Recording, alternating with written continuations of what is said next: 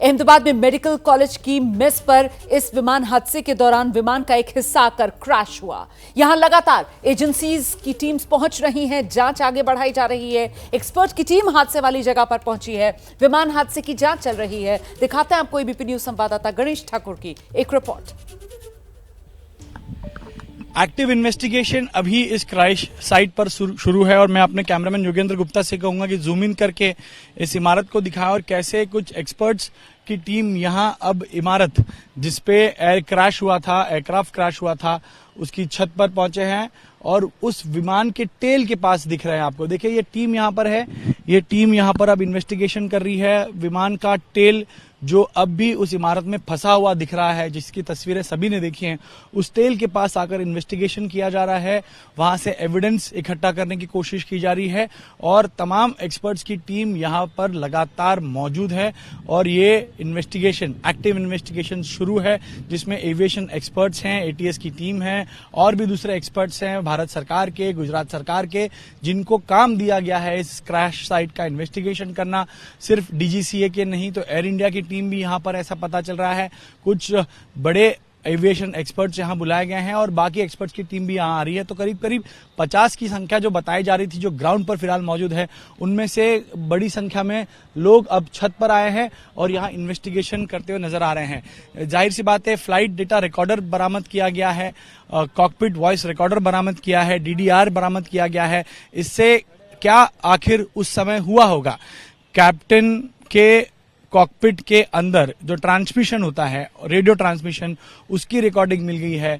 Flight data recorder से जो runway का, जो फ्लाइट का पाथ था, एल्टीट्यूड, एयर स्पीड, ये तमाम चीजें, कम्युनिकेशन, ये तमाम चीजें और cabin crew, captain, flight first officer, इनका जो एक्शन होता है उसका पूरा डाटा अब एफडीआर से बरामद किया जाएगा। तो कॉकपिट से जो रेडियो ट्रांसमिशंस होती हैं वो हासिल की गई हैं।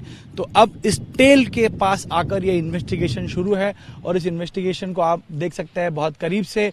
कई लोग यहाँ उपस्थित हैं और सब लोग मिलकर इस हादसे की सही वजह जानने की कोशिश कर रहे हैं, क्योंकि ये बहुत बड़ी बात है।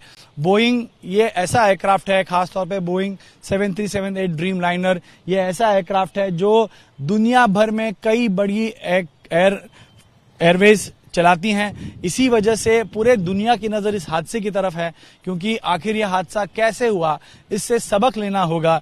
बोइंग को, तमाम एयरवेज को सेफ्टी प्रिकॉशंस पर ध्यान देना होगा। इसी वजह से ये इन्वेस्टिगेशन बहुत महत्वपूर्ण हो जाता है, क्योंकि इस इन्वेस्टिगेशन से ही पता चलेगा कि आखिर इतनी सेफ मानी जाने वाली ड्रीम लाइनर हादसे का शिकार कैसे हुई। ये इंजन फेलियर था, ह्यूमन एरर था, या लैंडिंग गियर का कोई इशू था, या किसी और सिस्टम की खराबी थी जिसकी वजह से यह हादसा हुआ। ये इन्वेस्टिगेशन बहुत महत्वपूर्ण है, क्योंकि सारी दुनिया की नजर इस पर है। तमाम एयरवेज, तमाम एयरक्राफ्ट बनाने वाली कंपनियां, तमाम लोग, फ्लायर्स इससे प्रभावित हुए हैं और ये जानना चाहते हैं कि आखिर इसकी वजह क्या है, ताकि आगे इस तरह का हादसा हो ना। इस वजह से ही ये इन्वेस्टिगेशन पे इतनी ताकत झोंक दी गई है कि सिर्फ भारत के ही नहीं तो विदेश से भी तमाम एक्सपर्ट्स यहाँ आ रहे हैं और इसमें काम करेंगे, इन्वेस्टिगेशन को आगे ले जाएंगे। एनटीएसबी की टीम भी यहाँ पर आएगी। तो अब पहला हिस्सा, इसीलिए मैंने कहा कि ये पूरा रास्ता सैनिटाइज किया गया था, क्योंकि एक्टिव इन्वेस्टिगेशन होने जा रहा था और एक्टिव इन्वेस्टिगेशन होते हुए यहाँ पर हम देख रहे हैं। तो ये वो कारण है कि इस वजह से सभी को दूर रखा गया था और अब यहाँ पर से ये इन्वेस्टिगेशन, एक्टिव इन्वेस्टिगेशन की शुरुआत हो गई है और इस जांच के बाद ही पता चलेगा कि आखिर AI-171 दुर्घटनाग्रस्त क्यों हुई और क्यों इतने मासूमों की जान चली गई। कैमरामैन योगेंद्र गुप्ता के साथ गणेश ठाकुर, एबीपी न्यूज, अहमदाबाद। तो हर पहलू से अब जांच आगे बढ़ाई जा रही है ताकि पता चल सके कि आखिरकार ये सबसे बड़ा विमान हादसा क्यों हुआ, कैसे हुआ।